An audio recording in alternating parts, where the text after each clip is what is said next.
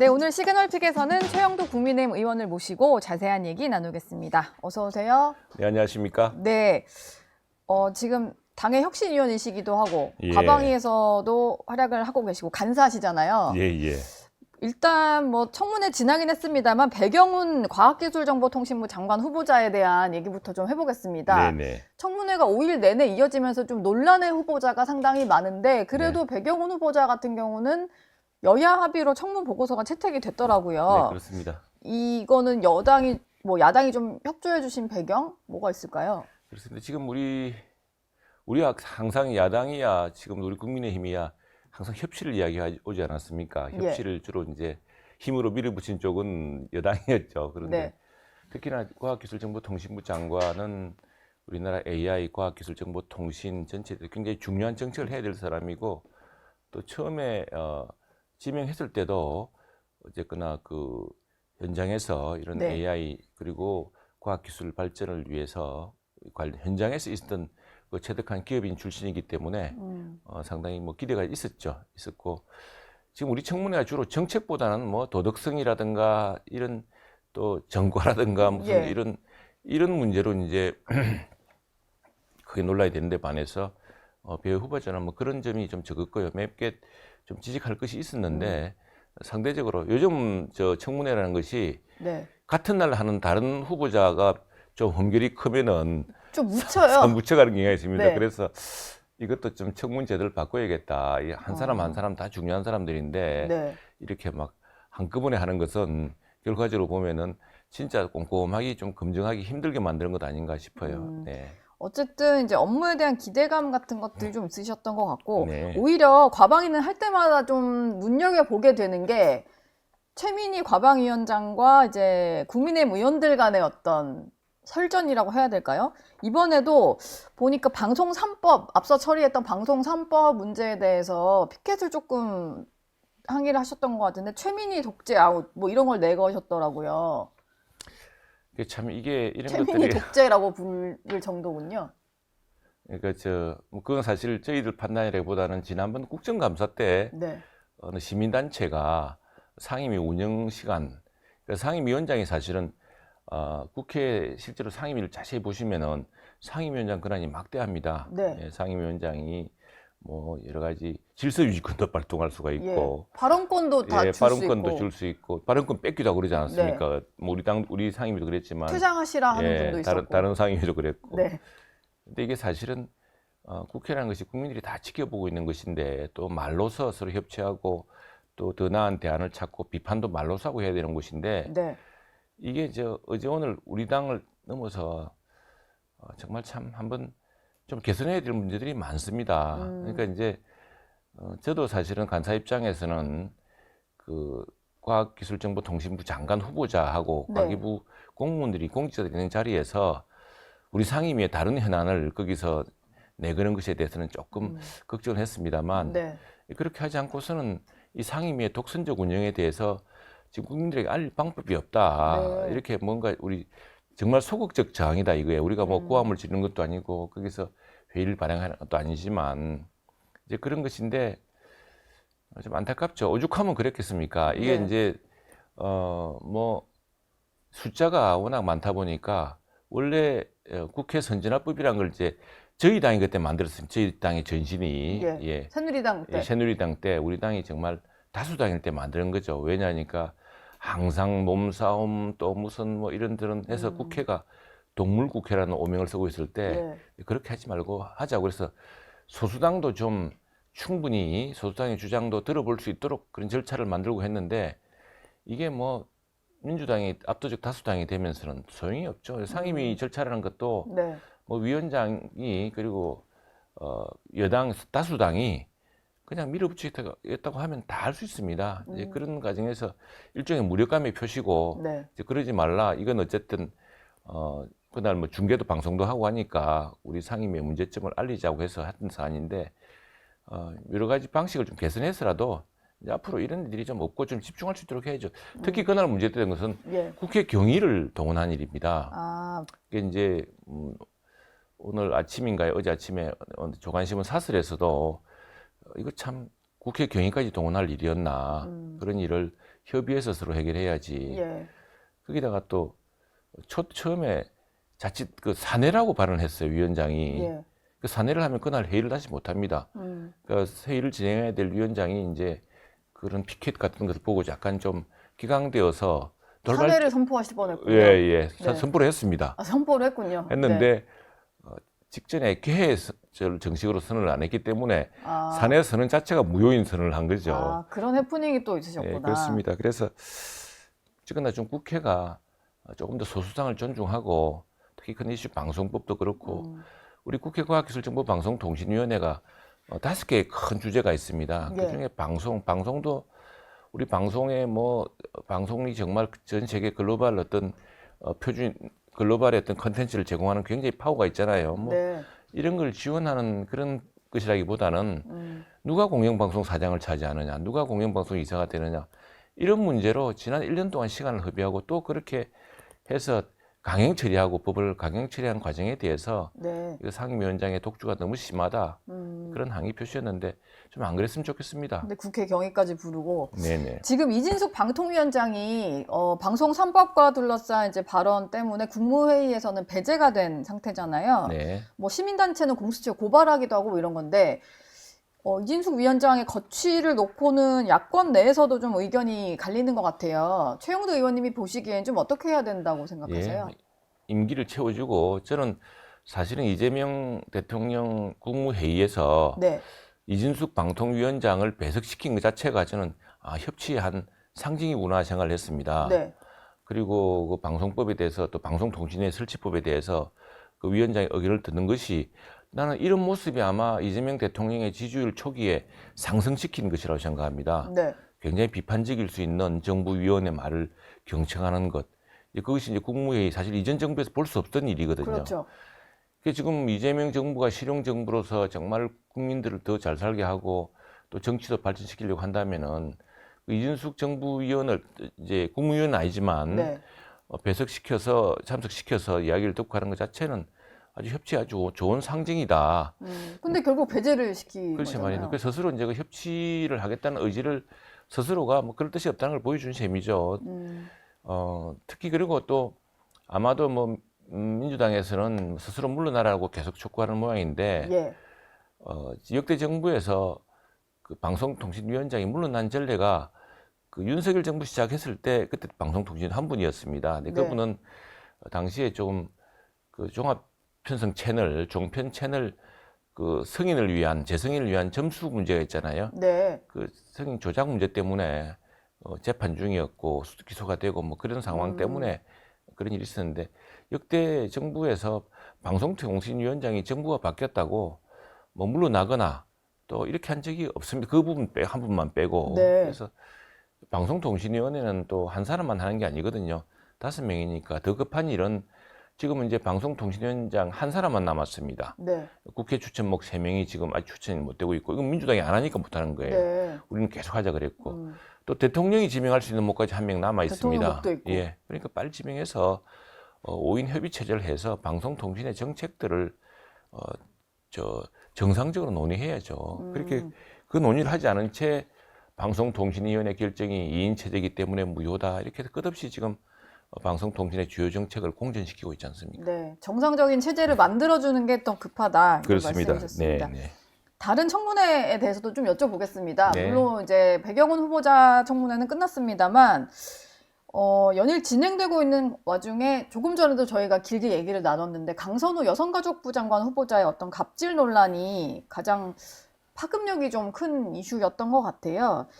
전현직 보좌관들이 이제 설문조사를 한 결과가 또 발표가 됐는데 여기 참여한 게 한 599명 정도가 된다고 하고요. 92.7%가 낙마에 찬성을 했거든요. 예. 실제 좀 뭐 주변에 같이 일하시는 보좌관들 얘기를 좀 들어보셔도 지금 여의도 국회 내 분위기가 좀 흉흉한가요? 그게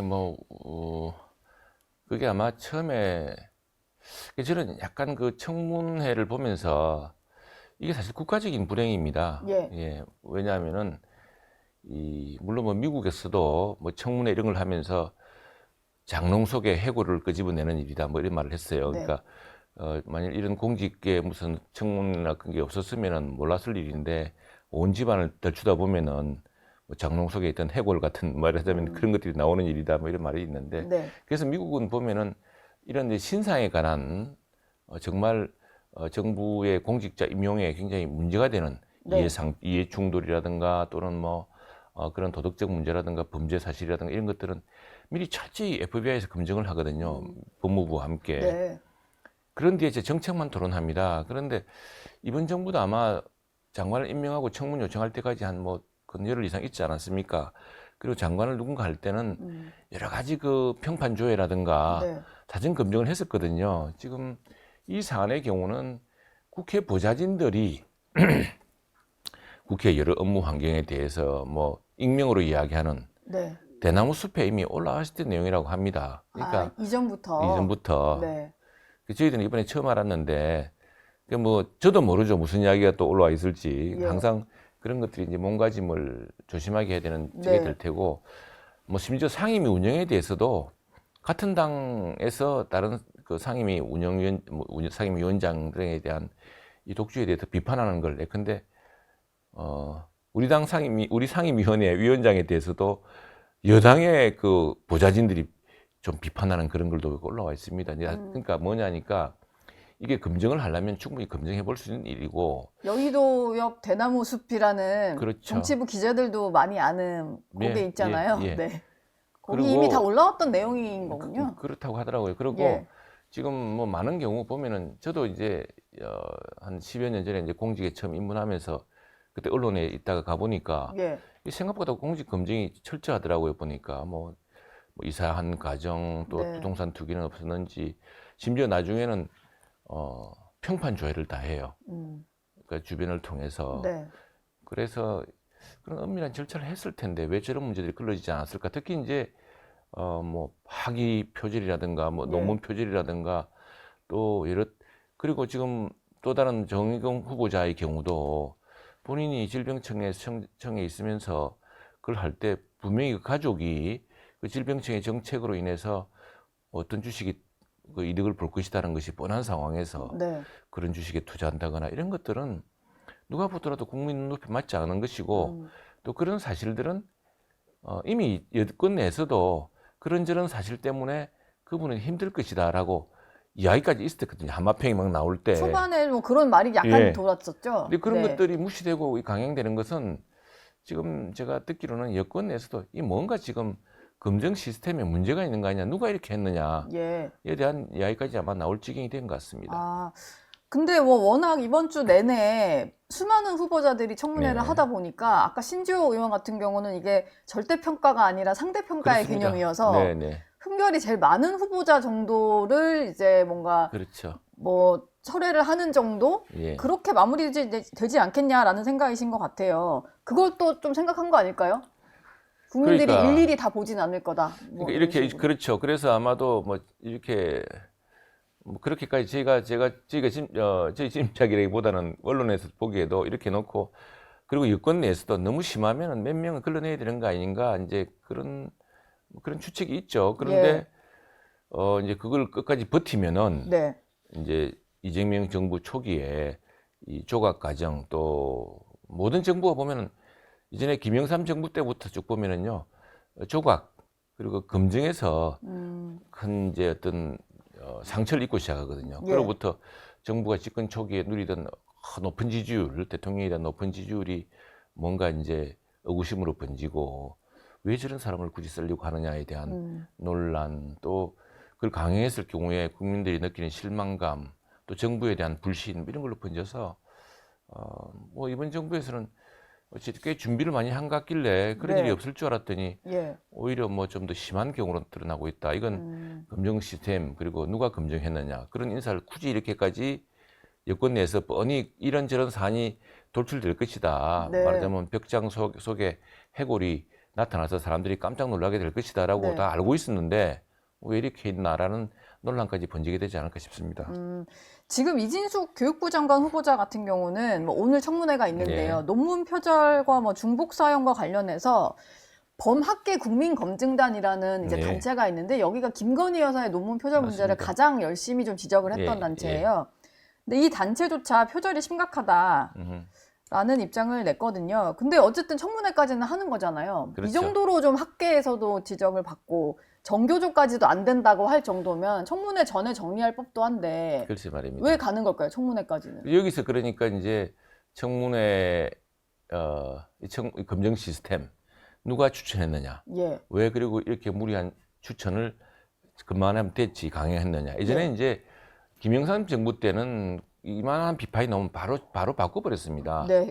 예. 예, 그렇게 해서 곧바로 사과를 하고 그렇게 함으로써 이제 김영삼 정부 초기에 개혁의 동력을 유지했던 것이거든요. 그 개혁의 동력으로 하나의 척결도 하고 네. 뭐 군부가 완전히 꿈도 못 이제 쿠데타를 꿈도 못 꾸도록 완전히 하나의를 다 척결했죠. 예. 또 하나 이제 금융실명제도 네. 그 전까지만 해도 이게 뭐 가능할까 싶었던 일을 정광석같처럼 하지 않았습니까? 그러니까 이런 개혁 동력을 유지하기 위해서는 네. 이런 조각 검증에서 잘못된 게 발견되면은 당시 김영삼 정부 때처럼 김영삼 대통령처럼 빨리빨리 처리하고 사과하는 것이 개혁 동력을 유지하기에 나은 편인데 왜 이렇게 하는지 모르겠네요. 특히 이제 이진수 후보자의 문제는 예. 뭐냐니까 이 논문 표절이 심각하죠. 다 누구나 나오지 않습니까? 그리고 네. 뭘 표절하면서 그 한영 전환 오타까지 나와가지고 그런 예. 처참한 광경이 드러나고 말았는데 더 큰 문제는 네. 표절이 아니라고 주장하면서 그 내 제자의 논문들이 아니라 그 내 논문인데 제자들이 자기 이름 올린 것이다라고 주장을 했어요. 내가 실질적 저자다. 예, 이제 그렇게 되면은 그럼 제자가 제자들은 그 학위가 박탈돼야 됩니다. 그럼 그리고 제자들은 지금 그 학위를 바탕으로 갖고 있는 현재 교수직 같은 것도 다 박탈되는 것이죠. 이거는 글쎄 이게 정상적으로 뭐 교수 정말 교수고 제자에 대한 배려가 있다면은 제자가 뭐 정말 예. 제자를 이제 완전히 밟고 제자의 교수직도 박탈하고 제자의 논문도 스스로 이렇게 논문도 학위도 박탈될 수 있는 처지로 몰아넣고 있는 겁니다. 예. 엄청난 진실 게임이 시작되겠죠. 그런데 그 경우에 그러면 제자들이 가만히 있겠습니까? 예. 예. 스스로 지금 큰 함정에 빠져들고 있는데 해명을 하다 보니 이제 제자들을 좀 궁지에 모는 식의 해명이 좀 나온 이건 거군요. 제자들 궁지에 물뿐 아니라 네. 굉장히 심각한 문제에 지금 다다른 겁니다. 이제 벼락벼락 끝에서 그냥 바로 선거예요. 여기서 예. 선택을 해야 될 텐데 네. 그럼 제자들이 엄청난 진실 게임인데 제자들이 그러면은 그게 사실이 아닙니다라고 주장하지 않는다면은 자기 교수를 보호하기 위해서 지금 아마 침묵하고 있을 텐데 네. 나중에 이 이진숙 후보자가 청문회 때 그걸 정정하거나 뭘 하지 않고 그 입장을 계속 유지한다고 한다면은 그렇다면은 이제 그 제자들의 학위 논문은 박탈돼야 됩니다. 이건 학계 엄정한 그 룰에 따라서. 네. 그런데 그러면 오늘 청문회에 나와서 이진숙 후보자가 이제 사실은 그런 점 때문에 그건 아닙니다. 그러면은 이제 거짓말을 스스로 거짓 해명이 되는 거네요. 그러니까 그 거짓 해명이 본인한테 더 심각한 타격이 올 테고 그 딜레마에 엄청난 딜레마에 네. 빠진 셈입니다. 오늘 뭐 한번 어떤 소명을 하는지 봐야 되겠습니다. 뭐 당내 상황도 좀 안 여쭤볼 수 없어서 질문 네, 하나만 네. 좀 드릴까 하는데요. 그 윤상현 의원이 주최한 리셋코리아 국민운동본부 발대식에 뭐 전환길 강사도 오고 뭐 이런 행사였는데 여기 당 지도부가 좀 몰려간 거에 대한 비판이 좀 나옵니다. 뭐 한동훈 전 대표 같은 경우는 윤석열 어게인, 뭐 부정선거 음모론 이런 거를 외치는 모임이었는데 여기에 지도부가 가는 게 맞는 방향이냐라고 얘기를 했거든요. 어떻게 생각하세요? 그러니까 요즘 지도부가 모든 의원들 행사에 다 가는 것인데 뭐 그런까지 깊이 생각을 하지 않았던 것 같아요. 네. 그런데 뒤에 지적한 걸 보니까 좀 더 엄밀해서 되지 않았을까 싶어요. 뭐 지금 모든 의원들이 예. 이제 서로 그 격려차 일종의 이게 뭐랄까요 십시일반 해준다 그럴까 지금 상대 어떤 의원들이 토론회를 하면은 네. 그 취지를 꼭 지지해서라기보다는 내용을 뭐 꼼꼼히 보지 않고 그냥 이제 참석을 해주는 그런 건가요? 그러니까 그렇죠. 그리고 어떤 경우는 윤상현 의원 토론회입니다. 네.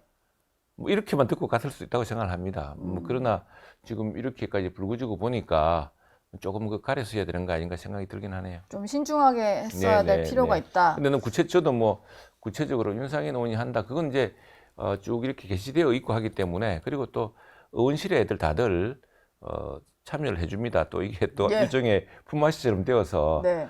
근데 한 번도 안 가면은 그 의원들 입장에서는 내가 주최하는 토론회에 뭐 품앗이 할 게 없어지는 거죠. 저 사람은 한 번도 안 왔는데 네. 또 원내대표다 보니까 특별히 원내대표는 얼마 전에 이제 많은 의원들의 지지로 당선된 분이잖아요. 예. 한 분 한 분 표에 대해서 좀 챙겨야 되는. 보상해주는 그런 측면이 있을 그리고 뭐 텐데. 윤상은 의원은 지금 특검 뭐 조사 대상도 올라서 뭐 압수수색을 받으시기도 했고. 그래서 뭐 이제 그런 부분에 대한 약간의 좀 그런 부분에 대해서 지금 윤상현 의원에 대한 수사가 너무 지나친 거 아니냐는 지적이 예. 있거든요. 왜냐하면은 이게 다 지금 검찰청의 조사가 이루어진 사안이고, 그걸 가지고 굳이 이렇게 할 거 있나, 뭐, 네. 근데 뭐, 그 영장의 범위라든가 이런 것에 대해서도 좀 논란이 있습니다만, 어쨌거나 그런 것들도 좀 작용한 것 같습니다.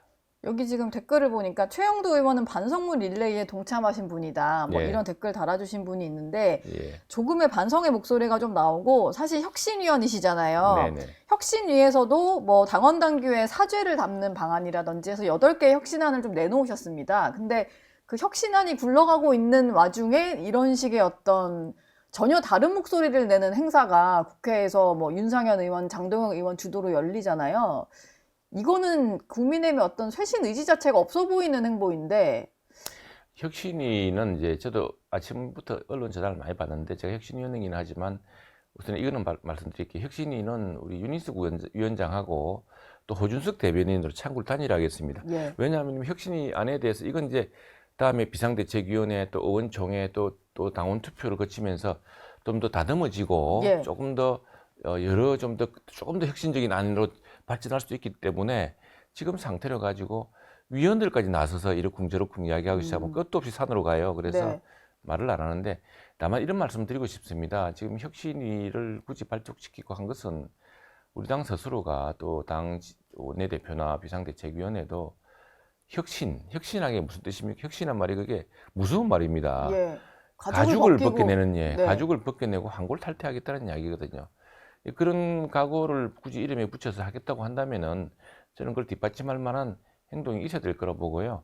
그리고 아마 우리 조만간 이제 의원총회라든가 그 통해서 지금 혁신에서 논의된 안들이 네. 당원 투표로까지 이어져서 좀 분명한 어떤 새로운 모습을 보이는 시기가 난 그게 전당대가 되지 않을까 싶습니다. 그래서 이번에 우리 당이 새롭게 국민들의 신뢰를 그나마 다시 찾으려고 한다면은 전당대 자체가 혁신 전당대가 돼야 됩니다. 예. 그러니까 뭐 과거 사람들이 나와서 지금 굉장히 당으로서 심각한 위기거든요. 네. 지지율이 붕괴하고 있고 더구나 뭐 여러 가지 상당히 그 확고한 지지층이라고 했던 TK에서까지도 지금 뒤지고 있습니다. 네. 지지율이 이런 상황을 심각하게 생각하지 않는다면은 굉장히 힘들 거라고 봅니다. 그리고 지난번 경험을 보더라도 지난 2017년에도 굉장히 어려운 고비를 끝없이 추락하는 모습이었거든요. 네.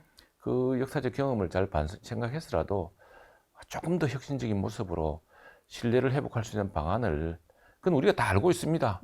예, 그런 알고 있는 바들을 공론을 모아서 예. 그러나 다만 이제 절차상 이런 절차가 좋겠다 저런 절차가 좋겠다 또 이런 방식도 늘 하던 말이 아니라 조금 더 정말 진심이 담기고 진지하고 실현 가능한 방안이면 좋겠다 이런 것들이 된 계속 좀 안이 다듬어지는 과정이 있을 거라 생각합니다. 지금 뭐 혁신안 놓고 여러 가지 말들이 당에서 나옵니다만 생각하시기로는 전당대회 때 뭐 전당대회와 함께 뭐 전당원 투표를 한다든지 이런 식으로 좀 관철이 가능할 거다 이렇게 보시는 결국엔 거네요. 저는 뭐 당원 투표가 예. 우리 당원들의 의사를 물어보는 가장 확실한 방법이고 저는 우리 당원들의 여러 투표 결과에 근대 전당대회라든가 대통령 후보 선출이라든가 예. 이런 과정을 보면은 이게 정치평론가들이라든가 또 이른바 뭐 당의 주류라든가 하는 사람들도 생각지도 못했던 어떤 집단지성 같은 게 발휘되곤 했습니다. 그래서 네.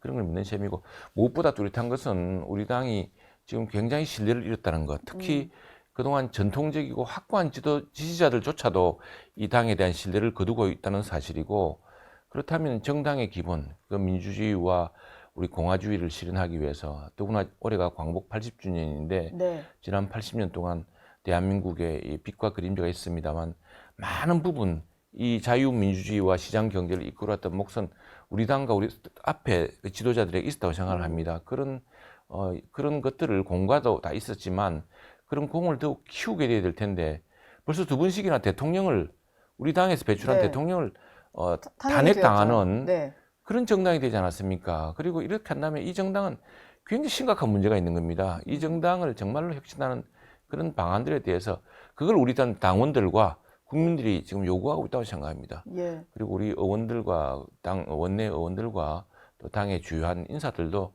충분히 느끼고 있다 생각하고 어떤 것이 좀 더 책임지는 모습인가. 근데 이런 것이 좀 반성합니다. 말하기는 쉽습니다. 네. 근데 책임은 어떻게 집니까? 그러면 반성과 그래서 저희들 슬로건이 반성, 책임 그리고 변화입니다. 예, 그런 반성, 책임, 변화라는 세 가지의 그 기조 위에서 정말 맞도록 국민들이 뭐 혁신안이라고 냈는데 또 제가 사과합니다 사과했는데 진정성이 없다고 생각해 버리면은 그건 그쵸. 더 추락하는 방법이거든요. 네. 그래서 좀 더 조심스럽고 짧은 기간이지만 더 철저하게 이 문제에 대해서 매진하려고 합니다. 저도 뭐 어쨌거나 막스 베버가 한 이야기가 있습니다. 예. 자기 신념이 옳았더라도 그건 신념윤리라 그러지 않습니까? 네. 정치인은 책임윤리, 결과에 책임을 져야죠. 음. 이렇게 결과가 나왔다면은 그 결과에 대해서 내가 이렇게 좋은 뜻이었는데 잘못됐다고 하는 것은 그건 그냥 정치인이 아닌 사람이 해야 되는 이야기고요. 네. 그래서 막스 베버는 이렇게 이야기를 합니다. 음. 그런 사람은 정치하지 말아야 된다고. 결과에 대해서 딴소리를 할 것 같으면. 네. 어쨌든 엄청난 짐과 지금 우리가 엄청난 무게의 짐을 어깨에 짊어지고 있습니다. 예. 이걸 짊어지고 가려면은 책임을 져야 되고 짊어지지 않으려면은 그냥 정치를 안 하면 되는 거죠. 그런 중대한 선택을 해야 될 시기에 왔다고 생각합니다. 네. 아무튼 혁신안에 대해서는 의지는 좀 확고하신 것 같아요. 지금 얘기를 들어보니까. 우리 당에서 혁신안에 대한 절박한 요구가 있죠. 예. 예. 알겠습니다. 저희도 한번 지켜보도록 하겠습니다. 지금까지 네. 최영두 의원과 함께했습니다. 감사합니다. 네, 감사합니다. 저희 영상 많이 시청해 주시고요. 좋아요, 구독, 댓글, 알림 설정 꼭 부탁드리겠습니다.